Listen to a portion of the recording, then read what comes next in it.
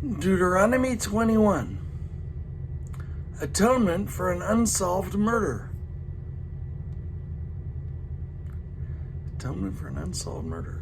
Should be interesting. If someone is found slain, lying in a field in the land the Lord your God is giving you to possess, and it is not known who the killer was, your elders and judges shall go out and measure the distance from the body to the neighboring towns. Then the elders of the town nearest the body shall take a heifer that has never been worked and has never worn a yoke, and lead it down to a valley that has not been plowed or planted, and where there is a flowing stream. There in the valley they are to break the heifer's neck.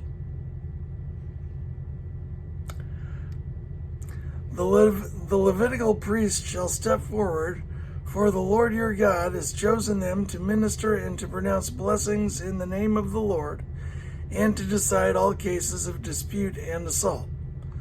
Then all the elders of the town nearest the body shall wash their hands over the heifer whose neck was broken in the valley, and they shall declare, our hands did not shed this blood, nor did our eyes see it done. Accept this atonement for your people Israel, whom you have redeemed. Accept this atonement for your people Israel, whom you have redeemed, Lord, and do not hold your people guilty of the blood of an innocent person.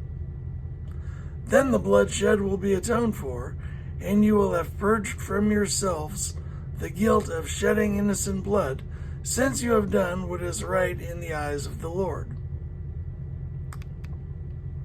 It's interesting. Marrying a captive woman. When you go to war against your enemies, and the Lord your God delivers them into your hands, and you take captives, if you notice among the captives a beautiful woman and are attracted to her, you may take her as your wife.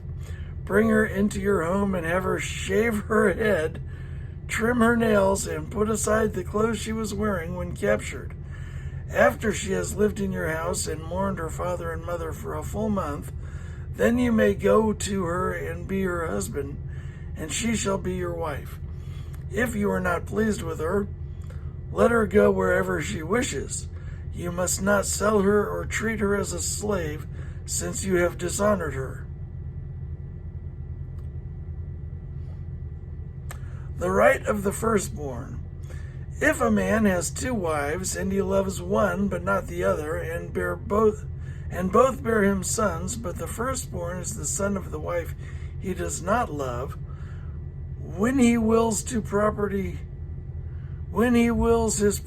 to his sons, he must not give the rights of the firstborn to the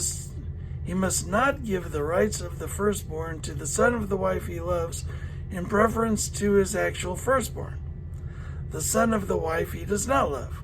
He must acknowledge the son of his unloved wife as the firstborn by giving him a double share of all he has. That son is the first sign of his father's strength. The right of the firstborn belongs to him. A rebellious son.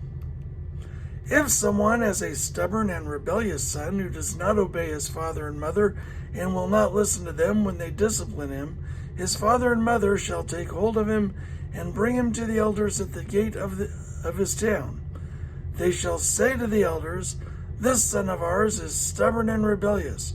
He will not obey us. He is a glutton and a drunkard. He is a glutton and a drunkard. Then all the men of his town are to stone him to death. You must purge the evil from among you. All Israel will hear of it and be afraid. Various laws. If someone guilty of a capital offense is put to death and their body is exposed on a pole, you must not leave the body hanging on the pole overnight. Be sure to bury it that same day, because anyone who is hung on a pole is under God's curse. You must not desecrate the land the Lord your God is giving you as an inheritance. It's an interesting